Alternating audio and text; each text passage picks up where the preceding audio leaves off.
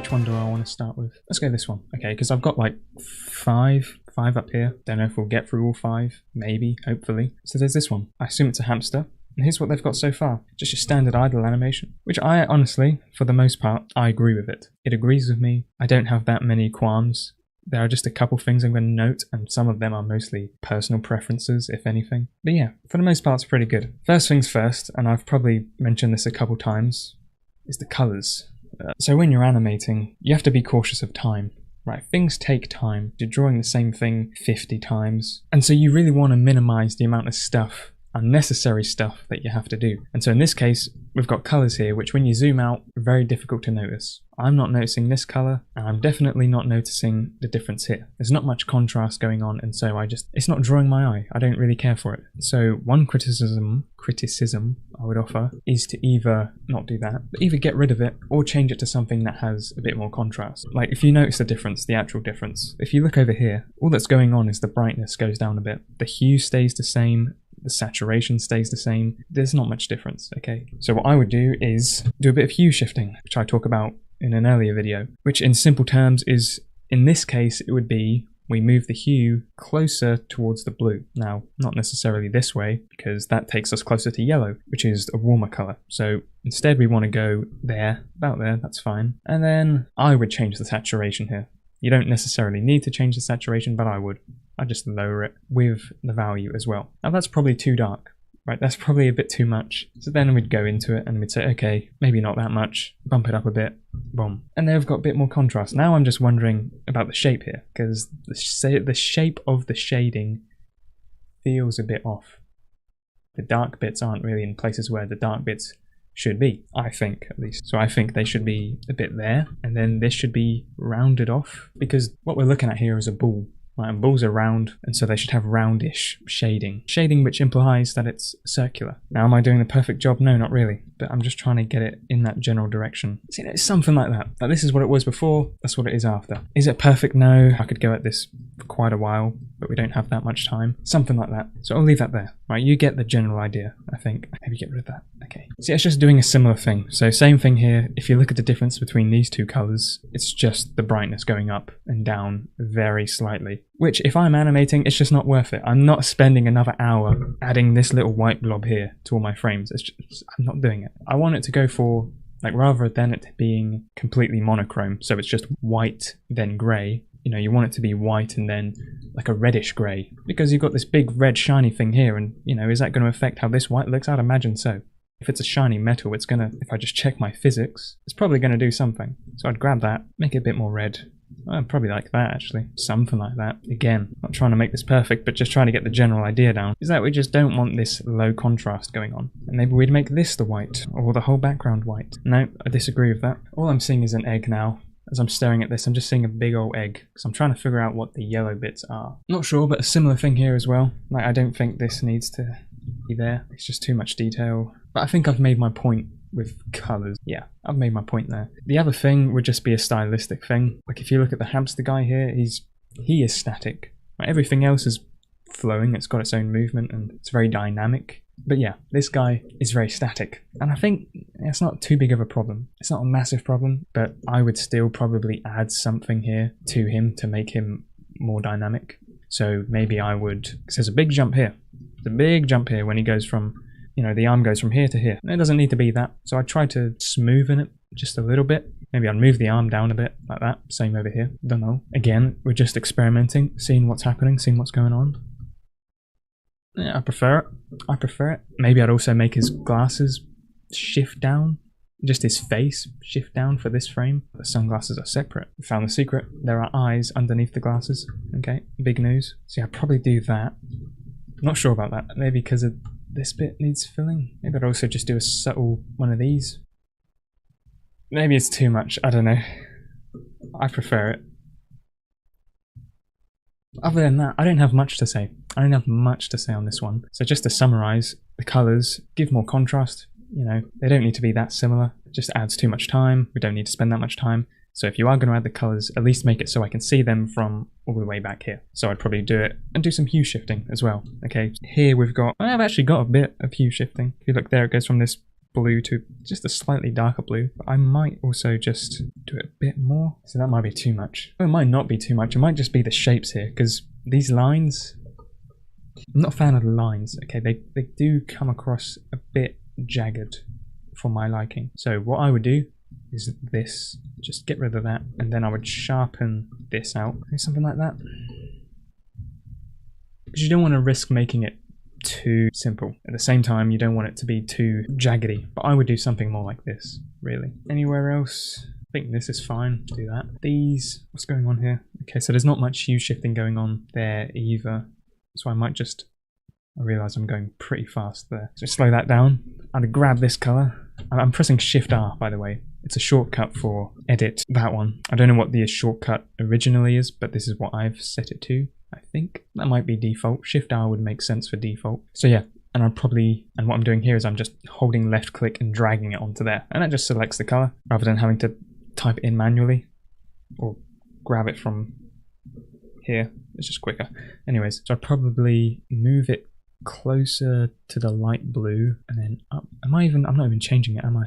Okay, I'm on the wrong layer. So do all that stuff again, move it closer to the blue, up the value a bit, maybe do that. Yeah, I can run with that, I can live with it. I'm not too sure what to do with this bit either, because again, I would not want to be, do I really want to be animating that if I'm doing 100 frames? Like, I'm tempted to just go, nope, see ya, and then replace it with something like that, maybe. Like the whole thing with the minimizing thing, when you're minimizing details and removing colors, there is an element of, hey, you know, you can trust the people watching to assume this is something metallic, right? You don't need to give that much details. They can guess, right? They have a pretty good idea that this is some kind of robot leg. You don't have to deal with all this stuff. That's just my opinion. I think I'll call it for this one. Pretty good. Maybe I'd change this to be, yeah, I'd change this one as well to make it more orangey yellow. Because again, there was no hue shifting really. Also, orange fits more with this. Right, this reddish just feels more together. Let's move on. Yeah, that's not the final thing because it's only applying to one layer. It's whatever. We're done. Thank you to whoever sent this in, whose name I'll put on the screen after I've edited it and put it on the video. Okay, no, I was gonna do this one. It's sort of difficult to do this one because of the way it's been sent. Yeah, so it's a goblin guy, but they've only animated the stick bit, which honestly, I'm surprised to see that much. I know I've just closed it, haven't I? This guy did it as well, where he did this little skeleton beforehand, where you do like a rough version. I'm impressed by people's patience to do that stuff, because we got this guy over here who's doing the same thing. He's going like all out, right? He's got the sticks, he's got the balls for the joints, which if you're doing like more classic animation, like high res for, you know, like 2D cartoons or something, then yeah, that's fair enough, right? You have to be a bit more precise in those cases. But when you're working with pixel art, I'm just like, the whole beauty of it all is that you don't have to deal with the rough drafts and the sketches. I mean, the point is, I wouldn't go to this if I hide this stuff. Like, I wouldn't do that. That takes a lot of time. I mean, it's respectable. Now, I was also wondering if this was a guy I did stuff for before, or if one of his animations, if I reviewed them in a older video, because one of the feedbacks I gave was this thing that he's doing right here. You see this little figure of 8? Like, one of the things I mentioned was, if you want to make something flow better, it's better to do this, right? Follow this movement instead of going up, down, up, down, up, down, because it just gives a bit more suave. It's not suave, it's like flow, right? It's a bit more alive, less robotic. I think less robotic was the word I used.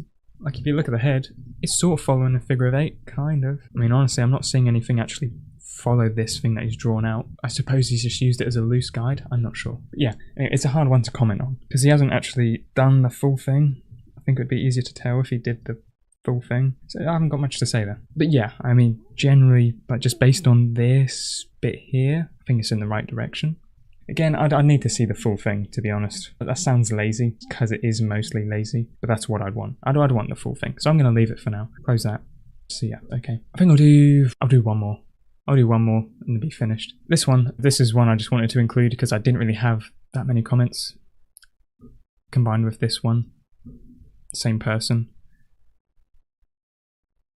I thought it was pretty good. I thought it was pretty good already, and I'd rather just admire this more than anything rather than give any feedback. So what we're dealing with, little flashy thing, flashes into screen, pretty cool effect here. This frame, right? So we got this frame here where the character is not on the screen at all. And then boom, they're suddenly on screen. One thing I want to comment on that is sort of similar to what I said earlier, in that you can get away with that, right? You can get away with just, No character, boom, pop on character. I mean, yeah, you've got this little effect, but in my mind, usually I'd think, right, back in the day, I'd think, no, you need to come on gradually, right? You need them to first start off shrunken down, if I can shrink them. Shrunken down, there you go. You'd have to start them off like that and then get to that.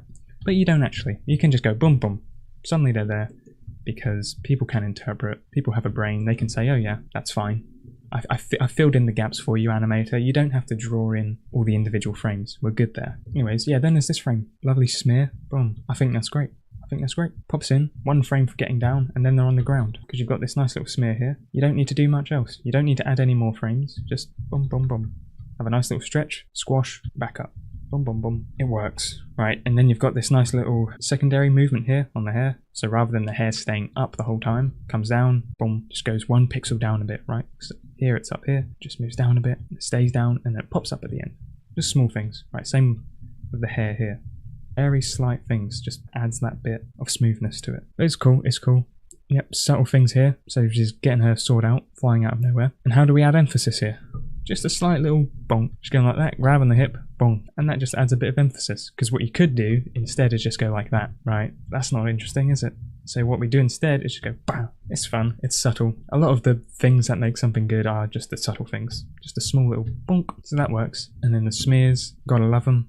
Right, so yeah, classic smear. You've got a fast movement. How do you compensate for the fast movement? Well, you just get the color of the thing that's swinging and you just draw a big stroke. Try to make it follow an arc as well. So it's like you're imagining that it's going from here to, ooh, just do one of those. I'm surprised there's no smear here. Like I would usually do that, but I suppose in this case, it's best not to. I don't know, actually. If I try adding, might make it worse. Maybe if let's fix that for starters. And then if we change this to like 60.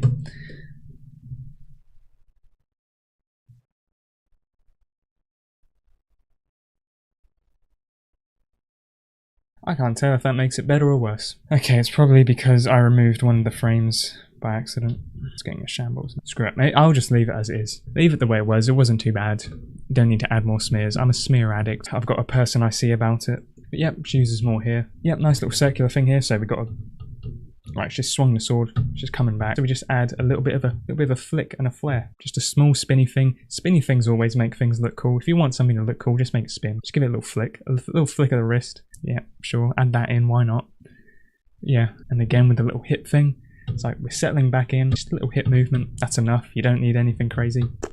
It just emphasizes that we're now locked in, right? We're settled, we did the whole movement, back to home base, right? So yeah, I didn't want to give too much on this one. I just wanted to say, yeah, pretty good. Same with this one. I won't give comments on this one because it's going to be similar things. But again, just looks nice. I thought, why not show it? Yeah, it's just, there you go. Bit of squash and stretch for you. So we're settling into this pose. Don't have to do anything crazy. Just little bonk, bonk. Squash, lock in. Squash, lock.